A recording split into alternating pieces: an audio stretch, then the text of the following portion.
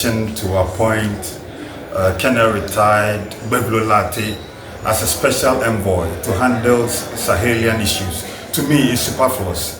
We have missions in these three countries. As we speak now, if you go to Niger, we have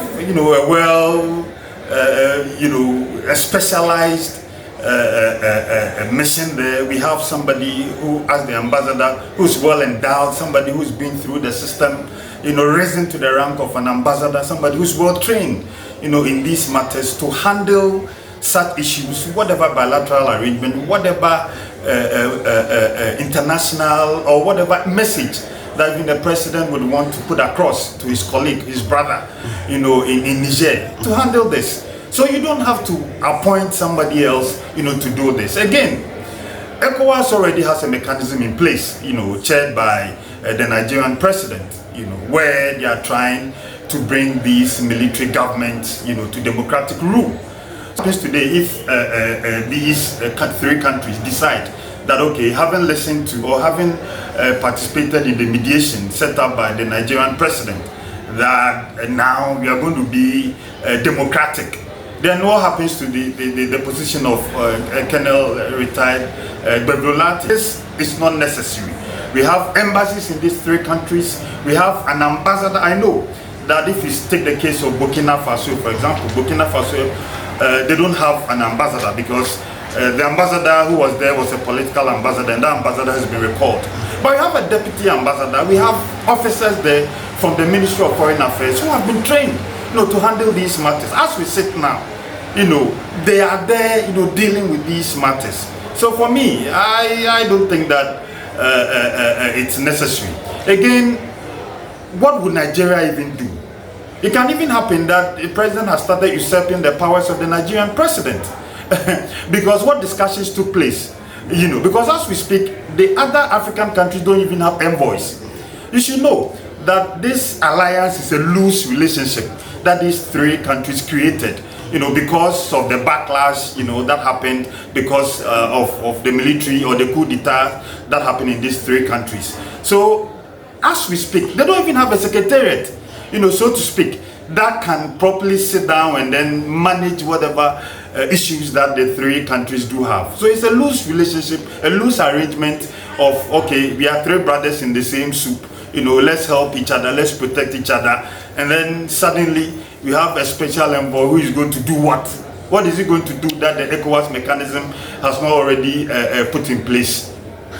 Honorable, are you aware that they've made advances to the extent that Togo even is thinking of joining the alliance? But don't you think President Mahama invited Burkina Faso to the inauguration, and the president of Nigeria, who's the chief authority of heads of state, was also here?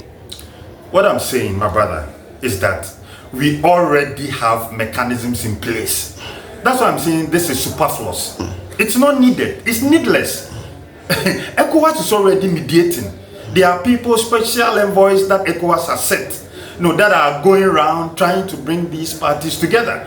Already in Ghana, in our case, I said that we already have embassies in these three countries that are already operational. They send daily reports, and then, the relationships are being deepened because, during the days of Kwame Nkrumah, Mali, Niger, the relationship is already there. So you don't need any new envoy who is going to be a burden on the taxpayer. So what is going to be the job of the ambassador? But don't you think these three Sahelian countries have gone to a point of no return? Oh, I don't think so. There can never be that in the life of these countries, they are going to be ruled by military leaders. No. Every person on this earth would want a democratically elected president. We all want political parties. We want an array of political parties to be able to choose, who best serves our purpose. So I doubt that these three countries will say that in the lives of the countries, they will want military, dictators to rule them forever. I doubt it. Is it your view that with this decision that the military juntas have taken, they should do that in consultation with their citizens? Of course, as we speak now, they have the support of their citizens. And then once they are leaders, the citizens would have to obey. You know, you don't have a choice. You can't speak against some of the decisions. We've been ruled by a military dictator in Ghana before. You can't go on radio to say that a decision has been taken and then you disagree. You know, you don't have the power. So everybody is quiet. You know, we are not saying that whatever is happening there, citizens should rise up. No, that's not what we are talking about. We are concerned about Ghana, our image. We are saying that Nigeria already, their president, being chair of the ECOWAS, already has a mechanism. The Secretariat already also has a mechanism in place trying to bring these countries together, you know, to join the democratically elected parties or democratically elected countries. So why do you appoint somebody else, you know, to go and do what? That's exactly what we are saying. In the case where now you're going to appoint a foreign minister, very soon the foreign minister will come with a foreign minister has been nominated. Very soon a deputy foreign minister will also be appointed. You have embassies in these 3 countries. You have ambassadors. You have officers who have been trained to do this job. What again do you need an envoy to go and do? That's the point we are making.